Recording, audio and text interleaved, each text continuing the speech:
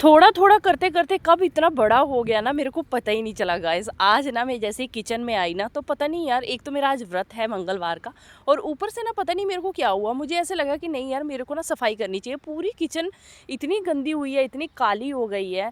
Tiles बहुत गंदी हो रखी थी, ये जो दीवार है ना ऊपर वाली, ये इतनी ज़्यादा काली हो गई थी।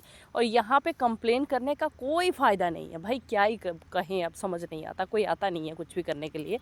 सो बस कभी कभार कोई आ जाएगा बस। हमेशा करते रहो आप, कोई नहीं आएगा। तो मैंने क्या किया कि मेरे पास ना वो पड़ी थी, वाइट कलर का पेंट पड़ा था। तो मैंने क्या किया कि पेंट ले लिया, कि हमने एक डिब्बे में भर के रख दिया था लास्ट टाइम जब हमने बाहर दीवार पेंट की थी ना। तो उससे ना एक डिब्बा मैंने भर के रख दिया था, मैंने कहा कि चलो कभी यूज़ हो जाएगा। लेकिन आज फाइनली उसका यूज़ हो गया। मैंने क्या किया, पहले उल्टा काम किया, पहले मैंने ना टाइल साफ़ कर दी। तब तक मुझे ये नहीं पता था कि मैं दीवार को पेंट करूँगी। तो मैंने क्या किया कि टाइल साफ़ कर दी, मैंने कहा चलो टाइल साफ़ कर लेती हूँ। फिर मुझे पेंट का याद आया, तो मैंने पेंट कर लिया। ठीक है, जब मैंने दीवार को पेंट कर लिया, हाथ वाथ धो लिए, पेंट ब्रश धो लिया।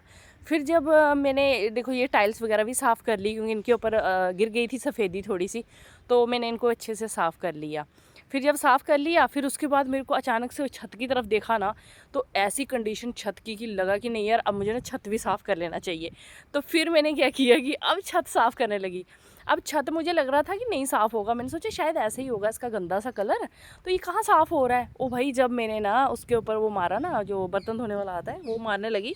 तो जैसे मैं मारने लगी ना, इतनी काली काली मैल निकलने लगी। भाई इस चीज़ का मुझे पहले पता ही नहीं था। भाई मैं जब से आई हूँ तब से ये ऐसी ही थी, तो मुझे लगा ये ऐसी ही होती हैं।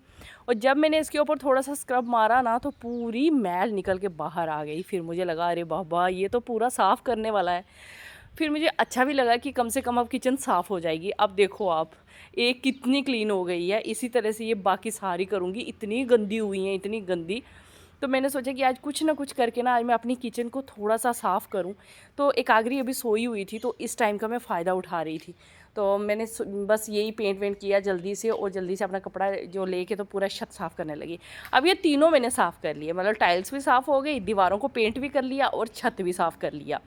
तो ये मैंने आज ना जल्दी जल्दी, मतलब कम से कम 1 डेढ़ घंटे में ये सारा काम ख़त्म किया होगा मैंने। उसके बाद मैं आ जाती हूँ नीचे। अब देखो मैंने उल्टा काम किया, पहले टाइल साफ़ की, फिर पेंट किया, फिर छत साफ़ किया।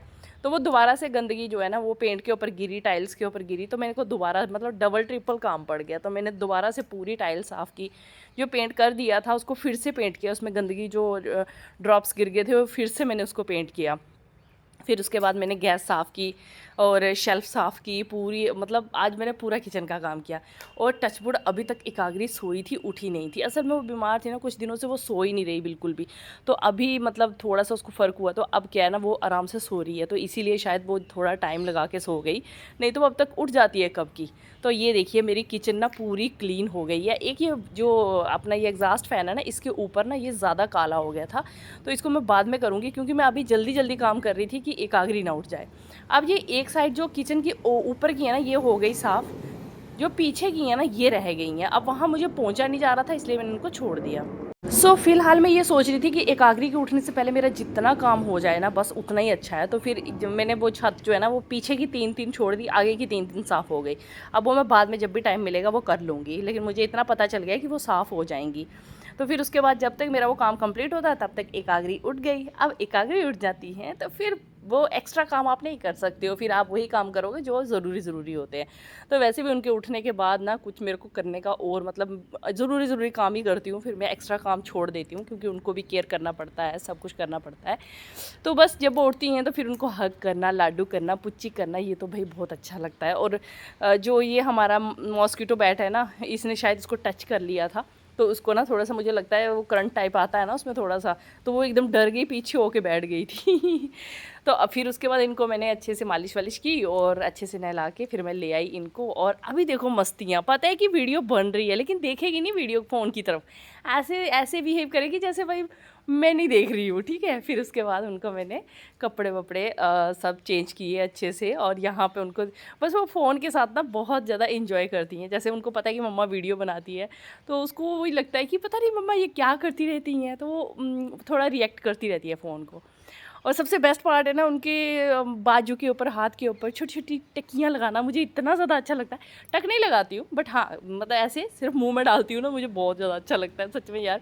आप लोग भी कैसे करते हो? सच में बहुत ही अच्छा फील आता है।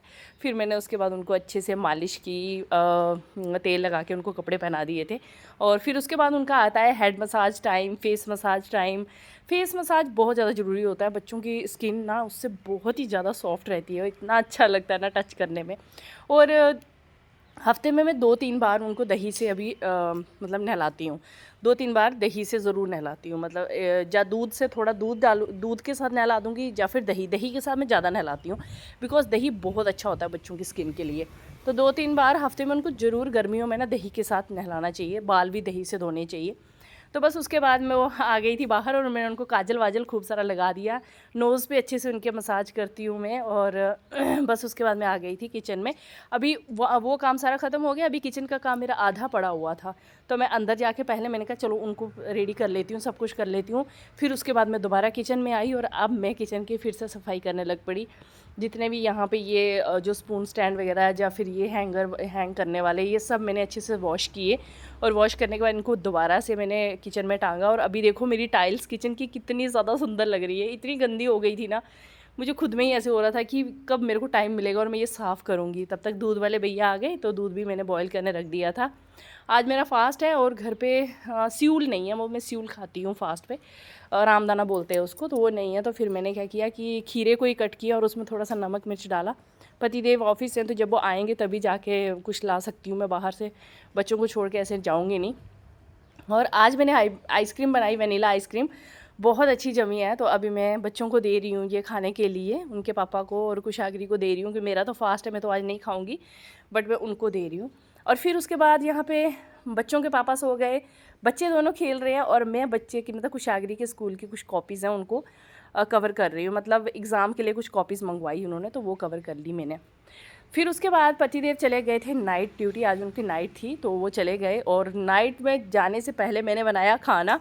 लाइट चली गई, पता नहीं ब्लैकआउट हो गया क्या हुआ, लाइट चली गई, और मैंने मोमबत्ती जला के खाना बनाया। और ये टाइम ना मुझे अपने मायके की बहुत याद दिलाता है। जब हम बिल्कुल छोटे छोटे थे ना, तब जब लाइट जाती थी तो हम ऐसे मोमबत्ती जलाते थे। फ़िलहाल अब तो इन्वर्टर है, अब तो ज़रूरत ही नहीं है उन सब चीज़ों की। लेकिन मैं अभी भी, यहाँ पर तो इन्वर्टर नहीं है, तो अभी भी यहाँ पे भी ऐसे ही करती हूँ। तो कभी कभी लाइट जाती है तो मैं मोमबत्ती वगैरह जलाती हूँ। पतिदेव ऑफिस चले गए, लेकिन लाइट आई ही नहीं। तो इतना अंधेरा था घर पे कि मुझे कुछ समझ नहीं आ रहा था। मैंने खाना तो बच्चों के लिए बना दिया था, मेरा फास्ट है तो बच्चों के लिए खाना मैंने बना लिया था। पतिदेव लेके चले गए थे, तो फिर ना मैंने क्या किया कि मंदिर में ना एक लाइट जली होती है। तो आज सुंदरकांड हो रहा था, मंगलवार है, तो मैं ना बच्चों को लेके मंदिर में आ गई। मंदिर में हम लोगों ने सुंदरकांड किया काफ़ी देर तक। एकाग्री भी अपना आराम से यहाँ पे एंजॉय करती रही, तो यहाँ पे मैं भी बैठ के पूजा कर रही थी अच्छे से। फिर पूजा करने के बाद काफ़ी लेट हो गया था, और फिर मैं चली गई घर पे। तब तक लाइट भी आ गई, और आके फिर ये जो मैंने कवर चढ़ाए थे ना कॉपीज़ के ऊपर, इसके ऊपर पॉलीथीन से भी रैप करना है। मतलब डबल डबल है मम्मियों को कितना ज़्यादा काम होता है कि क्या ही बताऊँ मैं। अब ये जो पॉलीथीन कवर करने थे, फिर ये पॉलीथीन पतिदेव देकर गए थे, मुझे था नहीं घर पे। तो फिर मैंने रात को मतलब 10 साढ़े 10 बजे के करीब ये रैप किए अच्छे से, और रैप करके पूरी कॉपीज़ रेडी की, क्योंकि सुबह उनकी कॉपी स्कूल भेजनी है। तो ये सारे काम मैं कर रही थी। एकाग्री कुशाग्री को बहुत नींद आई थी, मैंने कहा बस आप थोड़ी देर रुक जाओ, तो मैं ये काम कंप्लीट कर लेती हूँ। और मैं यहाँ जल्दी जल्दी से ये रैप कर रही थी। मुझे ऐसे लगता है ना कि घर के काम ही नहीं ख़त्म होते हैं, और फिर स्कूल की इतनी सारी डिमांड्स आ जाती है भाई, वो भी पूरी करनी पड़ती हैं। तो वैसे मुझे ये 1-2 दिन पहले भेजनी थी कॉपियाँ, लेकिन टाइम ही नहीं मिल रहा था इनको करने का। तो फिर आज मैंने फाइनली इनको कंप्लीट किया। ये सारी कॉपीज़ रेडी हो गई हैं, और फाइनली मैं फ्री हो गई। मुझे बहुत टेंशन हो रहा था कि ये हो पाएगा मेरे से या नहीं। फ़िलहाल मैंने इसको कंप्लीट कर दिया, और बस ये काम हमारे हो गए फिनिश। अब हम जाते हैं और सोते हैं। बस ये रात होती है कहीं जो सुकून की नींद आए, वो भी पता नहीं कितनी बार मेरी बेटी उठती है। फिर मिलते हैं नए ब्लॉग में।